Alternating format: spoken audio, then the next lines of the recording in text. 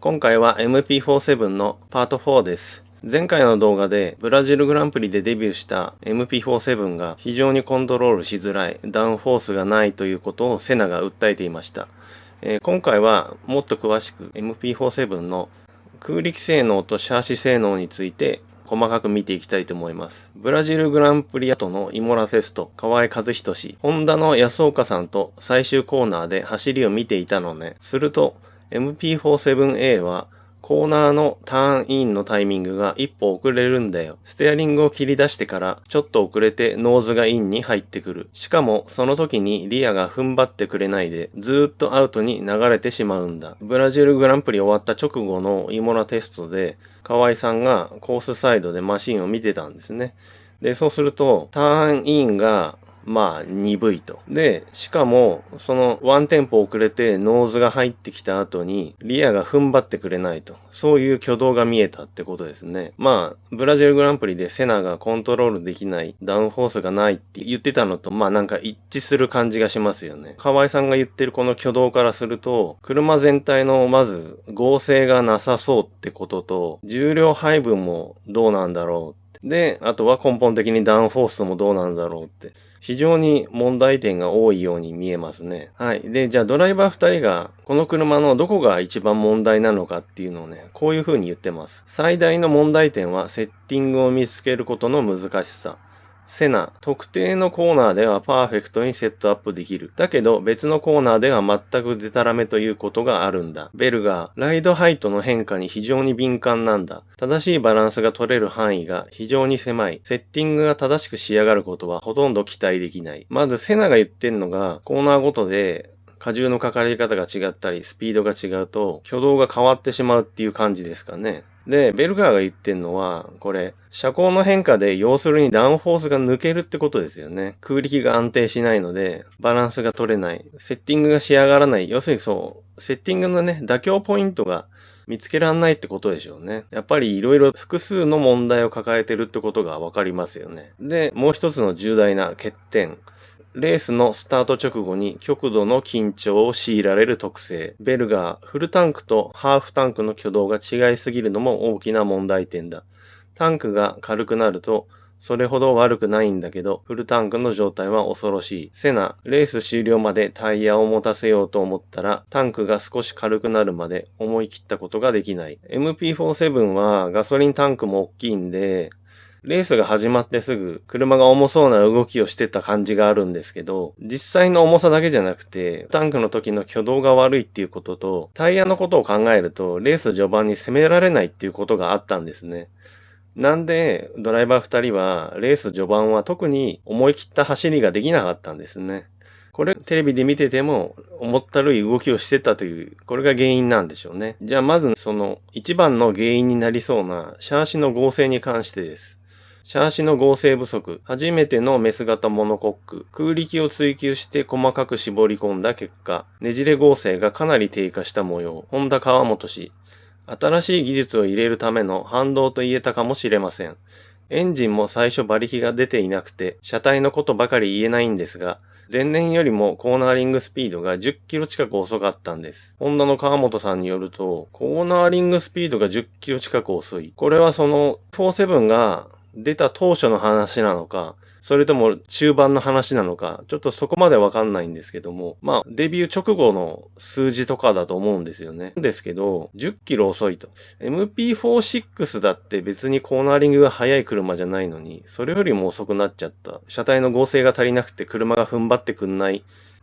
そういうことだと思いますね。で、その合成不足について、デザイナーのデュランさんはこう言ってます。ホイールベースがとても長い車だったが、合成不足というような問題が出た記憶はない。ただ、フラットボトムが2つのパーツに分かれていて、その継ぎ目の部分がちょっと弱いかもしれないという気はしていた。記憶？合成試験は未実施、はてな。まずそういう記憶がないって言ってるんですけど、私ここで気になるのが、記憶じゃなくて、実際にモノコックというかね、車体の合成試験をしたのかどうかっていうのが気になるんですよね。試験をしてるんであれば、はっきりと結果を覚えてると思うんですよね。なんで、この答え方からすると、合成試験をしてない、もしくはしたんだけど、数字がすごく悪くて、わざとここで答えない、そのどっちかな気がしますね。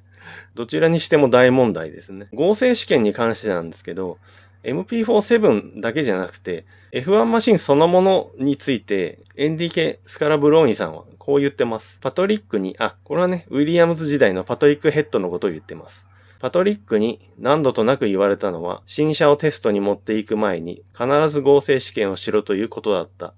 そうしないと何か問題があった時に原因は空力なのかサスペンションの合成なのかあるいは別の問題なのかわからないからだと言ってますね。スカラブローニさんはウィリアムズだったりフェラーリだったりトップチームで車のデザインをしたり車の手直しをしている人なんで経験が豊富なのでよく知ってるわけですけどでもやっぱ基本中の基本なんですね。合成試験をしておくと。そうしないと何か問題があったとき、その原因をたどることができないと。そういうことですね。マクラーレンはこれをしないで車をデビューさせたのか、ちょっとよくわかんないですね。ちなみに、ニール・オートレイさんもこれに関してはね、何も語ってないんで、ちょっと詳細が不明です。で、この当時はザウバーに所属しているスティーブ・ニコルズさんはこんなこと言ってます。ペダルのあるあたりからモノコックがあんなに細くて十分な合成があるとは僕には思えないな。そう考えれば、高 G を伴うロングコーナーでの不安定さも、これで説明がつくよ。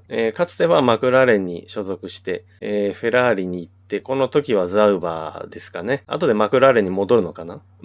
何しろね、ニコルズさんも車を作る経験は豊富なんで、パッと見でモノコックがあんなに細かったら合成が足りないってわかるわけですよね。で、そのドライバーが訴えているような、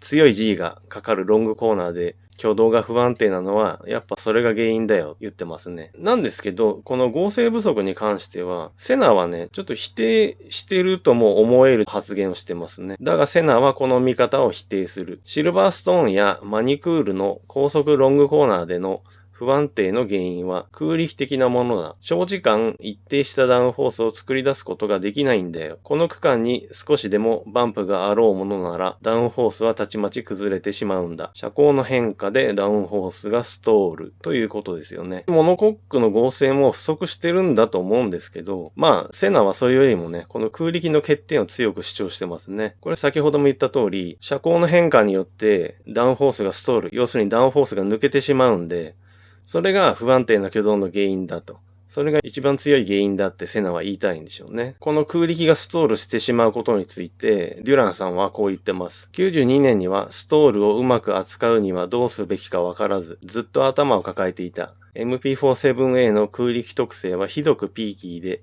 シーズン途中でディフューザーに手を加えて寛容にしてやる必要があった。これはね、93年 MP48 のインタビューから抜粋したんですけど、やっぱり振り返ってみて、そのダウンフォースが抜けてしまうことに悩んでたって言ってます。なんで、シーズン途中でディフューザーを変えて、寛容にその変化が弱くなるように、もしくはディフューザーのダウンフォースそのものを弱めたのかもしれないですね。強い変化が起きないようにしたっていうことだと思います。その改良したディフューザーっていうのがこのイギリスグランプリからの話のようです。イギリスグランプリでディフューザー等を変更したニューシャーシが登場。セナ。これが出たおかげでシーズンの状況はそれ以後かなり良くなった。だが何をしようと基本的にマクラーレンは92年シーズンにおいて勝てる車ではない。かなり扱いやすくなって運転はしやすくなったんでしょうね。だけど勝てる車ではないと言ってますね。セナがそこまで言うってことはよほど運転が辛い。よほど戦闘力が足りないという車だったんでしょうね。この空力の改良について、それ以外にも細かくいろいろ空力は改良してたわけですけど、それについて河合さんはこう言ってますね。リアウィングは R00、HDF、これハイダウンフォースですね。で、R0、R1、2、3の6つがあった。ディフューザーに関しては僕が見ただけで4、5種類あった。でも基本的に足回りがダメだから、マシンの姿勢をうまく保てない。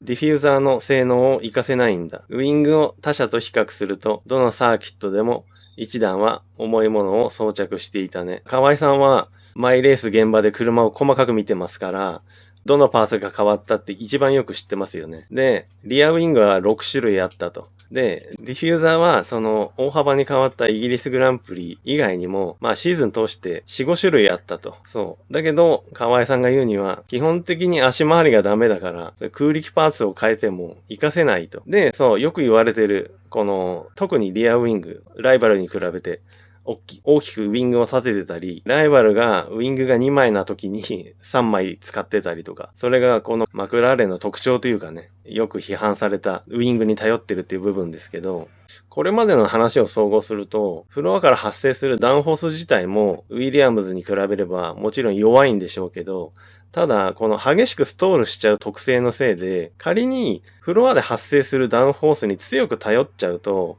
そのすっぽ抜けるダウンフォースの割合が強すぎて、おそらくダメなんでしょうね。ウィングメインで車を押さえつけないと、車がピッチングしたり、ロールしたり、激しく動いた時にダウンフォースがすっぽ抜けて、コーナーの外に飛んでっちゃうんで、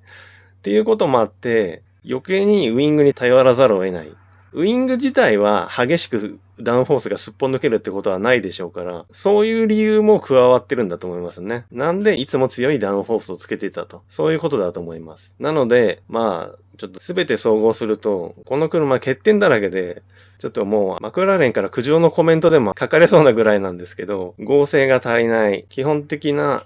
重量配分であるとか、ジオメトリーであるとか、それも本当に正解なのかわからない。で、ダウンフォースも不安定と。なので、車が重い、ダウンフォースが足りないってことも、プラス、挙動がくるくる変わってしまうので、ドライバーも思い切って攻められない。これがこの車の運転を非常に難しくしてた。この車を余計遅くしてた要因なんだと思いますね。なんで、ドライバー2人は私たちが思ってた以上に1年間とっても苦労してたんだと思いますね。逆に考えると、この車でセナもベルガーもこの年勝ってるわけですから、本当に大したもんだなと思いますね。今回はこの車の特性というのを紹介しました。